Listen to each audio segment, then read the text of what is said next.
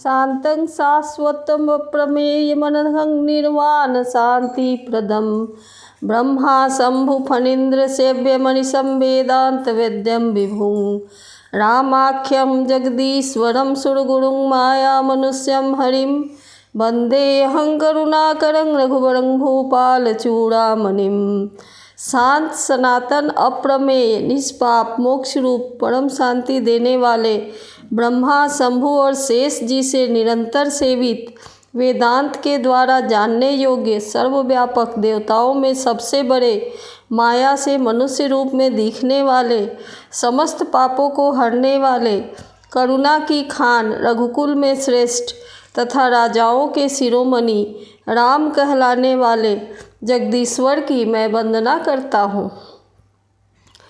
नान्या स्पृहा रघुपते हृदय स्मदीये सत्यं वदामि च भवान् खिलान्तरात्मा भक्तिं प्रयक्ष रघुपुंगव निर्भरांग में कामादिदोष रहितं कुरु मानसं च।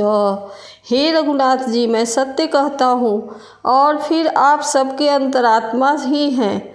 सब जानते ही हैं कि मेरे हृदय में दूसरी कोई इच्छा नहीं है।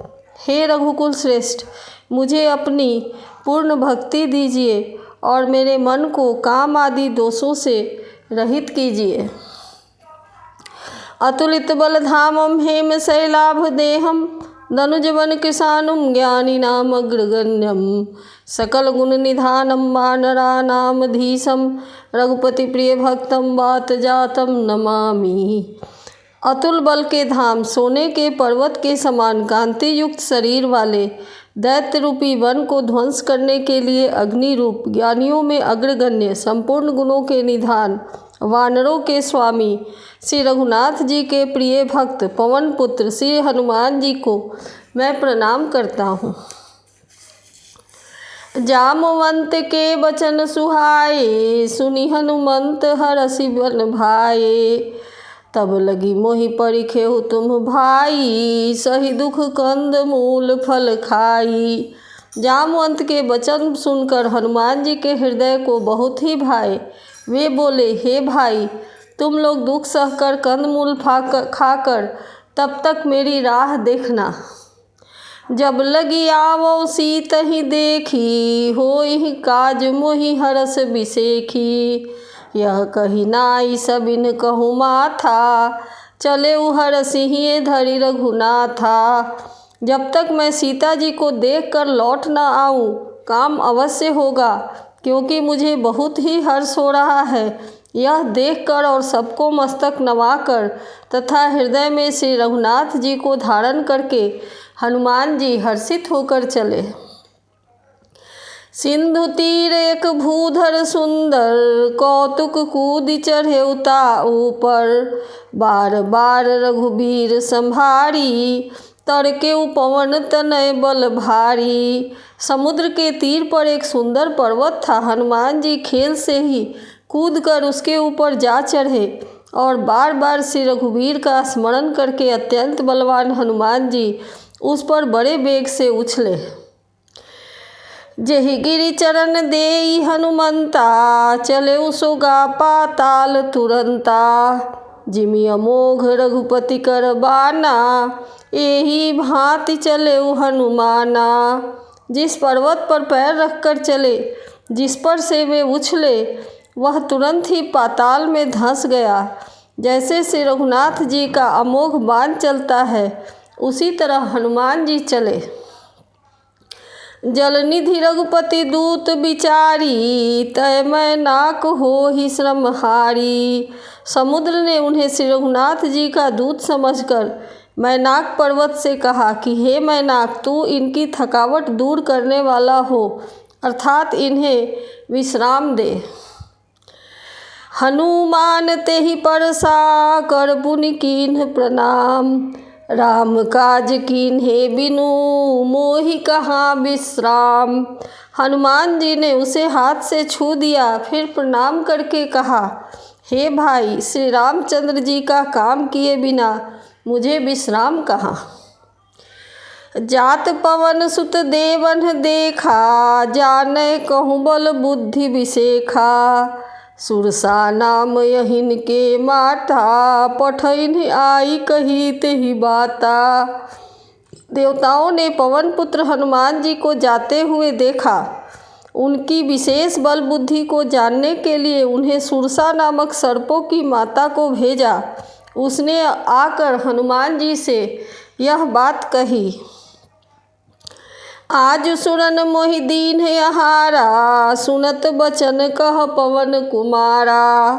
राम काज करी फिरी मैं आवऊँ, सीता कई सुधि प्रभु ही सुनावऊँ। आज देवताओं ने मुझे भोजन दिया है। यह वचन सुनकर पवन कुमार हनुमान जी ने कहा, श्री राम जी का कार्य करके मैं लौट आऊँ और सीता जी की खबर प्रभु को सुना दूँ। तब तो बदन पैठी हूँ आई, सत्य कहूँ मोहि जान दे माई। कौने हूँ जतन दे नहीं जाना, ग्रससी न मोहि कहेऊ हनुमाना। तब मैं आकर तुम्हारे मुँह में घुस जाऊँगा, तुम मुझे खा लेना। हे माता, मैं सत्य कहता हूँ, अभी मुझे जाने दे। जब किसी भी उपाय से उसने जाने नहीं दिया, तब हनुमान जी ने कहा, तो फिर मुझे खा ले। जो जन भरिते ही बदन पसारा, कपितनु कीन्ह दुगुन विस्तारा। 16 जोजन मुख तेहि ठयऊ, तुरत पवन सुत 32 भयऊ। उसने जोजन भर 4 कोस में मुँह फैलाया। तब हनुमान जी ने अपने शरीर को उससे दुगुना बढ़ा लिया। उसने 16 जोजन का मुख किया। हनुमान जी ने तुरंत ही 32 जोजन हो गए। जस जस सुरसा बदन बढ़ावा, तासु दून कपि रूप दिखावा। 7 जोजन तेहि आनन कीन्हा, अति लघु रूप पवन सुत लीन्हा। जैसे जैसे सुरसा मुख का विस्तार करती थी, हनुमान जी का दूना रूप दिखते हुए मिलता था। उसने 100 जोजन मुख किया। तब हनुमान जी ने बहुत ही छोटा रूप धारण कर लिया। बदन पैठी पुनि बाहिर आवा, मागा विदा ताहि सिर नावा। मोहि सुरन जेहि लागी पठावा, बुद्धि बल मरम तोर मैं पावा। और वे उसके मुख में घुसकर तुरंत ही बाहर निकल आए और फिर उसे सिर नवाकर विदा मांगने लगे। उसने कहा, मैं तुम्हारे बुद्धि बल का भेद पा लिया, जिसके लिए देवताओं ने मुझे भेजा था। राम काज सब करिहु, तुम बल बुद्धि निशान। आशीष दे गई सो हरषि चले हनुमान। तुम श्री रामचंद्र जी का सब कार्य करोगे, क्योंकि तुम बल बुद्धि के भंडार हो। यह आशीर्वाद देकर वह चली गई। तब हनुमान जी हर्षित होकर चले। निशिचर एक सिंधु मह रहई, करी माया नभ के खग गहई।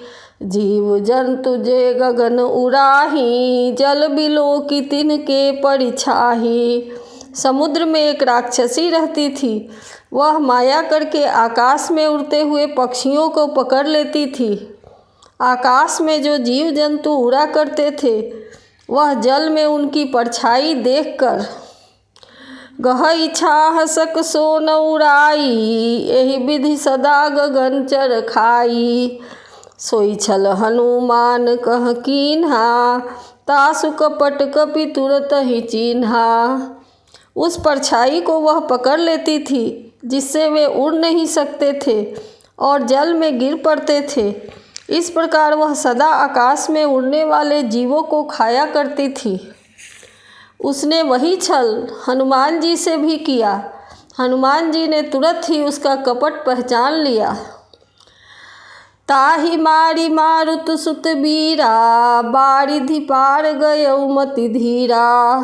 तहाँ जाई देखी बन शोभा, गुंजत चंचरीक मधुलोभा। पवन पुत्र धीर बुद्धि वीर हनुमान जी उसको मारकर समुद्र के पार गए। वहाँ जाकर उन्होंने वन की शोभा देखी। मधु के लोभ से भौरे गुंजार कर रहे थे।